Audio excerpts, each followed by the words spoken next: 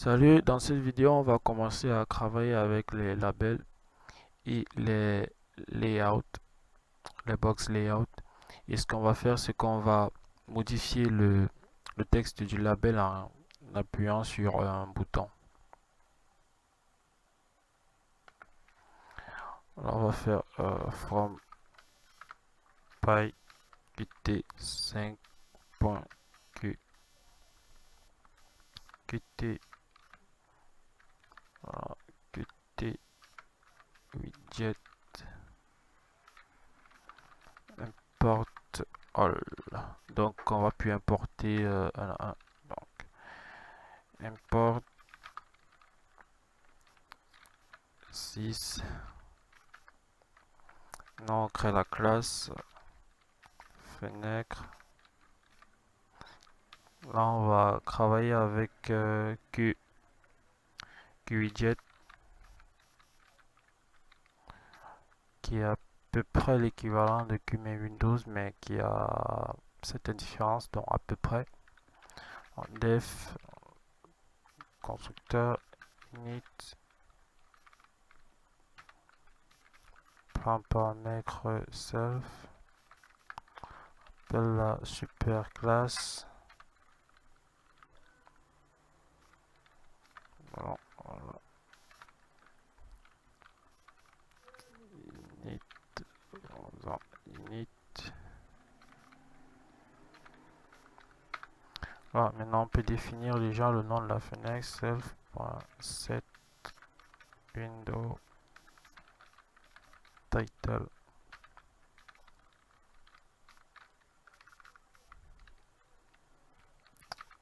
Fenêtre animée.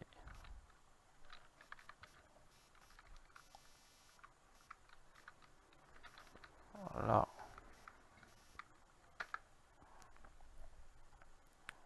Maintenant, ce qu'on va faire, c'est qu'on va créer les différents boutons self.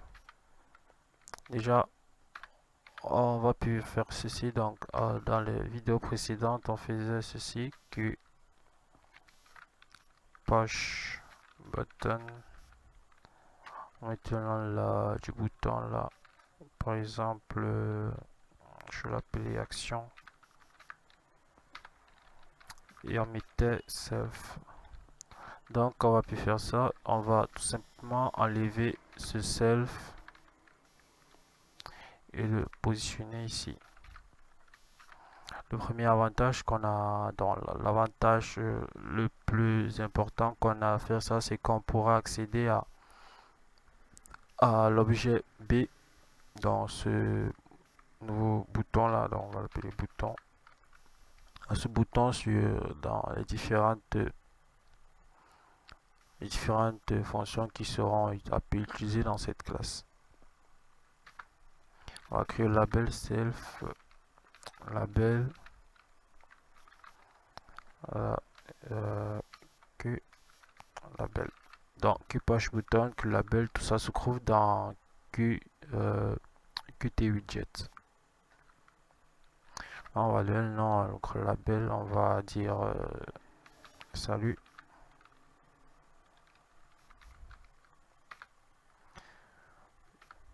Maintenant, pour faire la modification du texte de notre label, on va utiliser une autre fonction qu'on va appeler def, qu'on va appeler action de l'utilisateur. On va mettre action user. Paramètre self. Voilà, et on va dire ceci que on va appeler self.button. Donc c'est ça l'avantage de mettre self plutôt devant l'objet. Donc là on peut accéder au bouton sur une autre fonction et c'est ce qu'on est en train de faire ici. Donc self.bouton.click, donc on va cliquer sur le bouton, il va se connecter à ceci, non, à une fonction qu'on va appeler self.action. Donc cette fonction on va l'appeler action. On crée cette fonction là, def action, prend aussi un paramètre self. Maintenant là, on va appliquer la modification du texte quand le bouton va se connecter à cette fonction en faisant un self.label.set texte.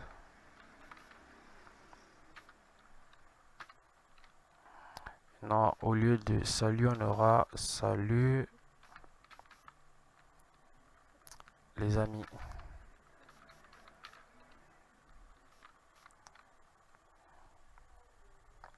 Voilà. Maintenant, on va faire l'exécution. Donc, je vais plus utiliser la condition. Donc, on va faire tout simplement pour aller plus vite que application 6.argv. On appelle la classe fenêtre, pardon. On affiche la fenêtre avec ceci. On maintient l'affichage 6.exit app.exit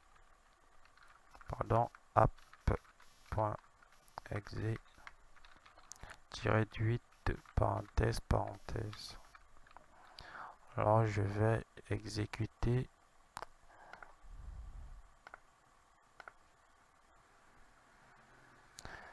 Et là, déjà on a rien qui n'apparaît. Voilà, rien n'apparaît.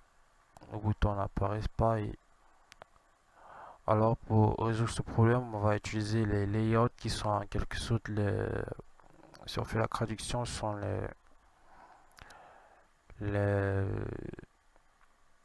agenceurs, si on fait de la traduction, qui vont te permettre d'afficher le bouton. Je peux pas vous expliquer. Alors, au moment où je fais cette vidéo, je peux pas expliquer techniquement pourquoi on a ce type de phénomène. Mais c'est que pour résoudre ce problème, on va utiliser les layouts. Donc, ce qu'on va faire, on va créer un layout qu'on va appeler. Déjà, on va créer un objet. De cet objet, on va l'appeler. Les layouts sont des box, on va dire. Déjà, il y a deux types de layouts. Il y a les layouts verticaux, les layouts horizontaux. Donc, on va utiliser un layout horizontal. On va dire hbox. Là, et les layouts sont contenus dans Qt widget. Donc, on va faire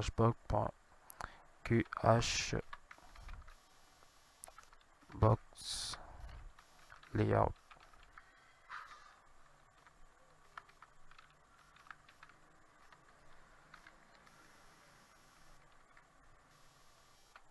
Maintenant, sur layout, on va ajouter nos différents objets.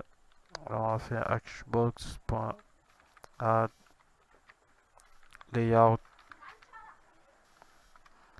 On ouvre la parenthèse, on met le nom de l'objet. Déjà, on va mettre le bouton. Pardon, on va appeler le self.bouton. Là, on va ajouter maintenant le label self.label. Voilà, maintenant pour ajouter ce layout à notre fenêtre, puisque il n'est pas techniquement il n'est pas encore sur notre fenêtre, donc on va l'ajouter. Donc on va faire un self. Non, vu que self c'est moi dans la fenêtre self.set layout. Donc on définit un layout, un agenceur. Donc là on met hbox. C'est l'objet layout qu'on a créé qui contient le bouton et le label. Maintenant, on peut exécuter notre programme. Alors on a une petite erreur là. Push button, save button. Voilà, c'est plutôt add widget, pardon. Alors, on ajoute un objet, donc c'est pas l'ajout d'un layout, désolé. Add widget. Donc, même chose ici. Add widget. Non, on va exécuter là. Je crois que tout est bon. Voilà, maintenant on a un bouton avec le label qui apparaît comme souhaité. Là, ça ne réagit pas. Voilà, sûrement parce que j'ai pas appelé cette fonction dans le constructeur. On va faire un self.action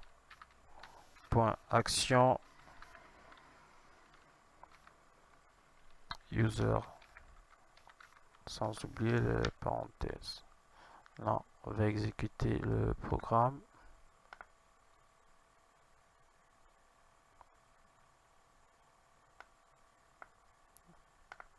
Voilà, salut les amis, voilà, on a atteint notre objectif, modifier le label en appuyant sur le bouton. Voilà. Alors c'est tout pour cette vidéo, j'espère que vous avez encore très bien appréhendé ces différentes particularités de Qt.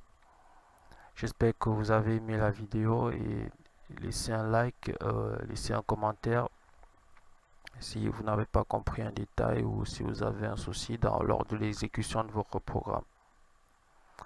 Alors merci d'avoir regardé cette vidéo, à plus.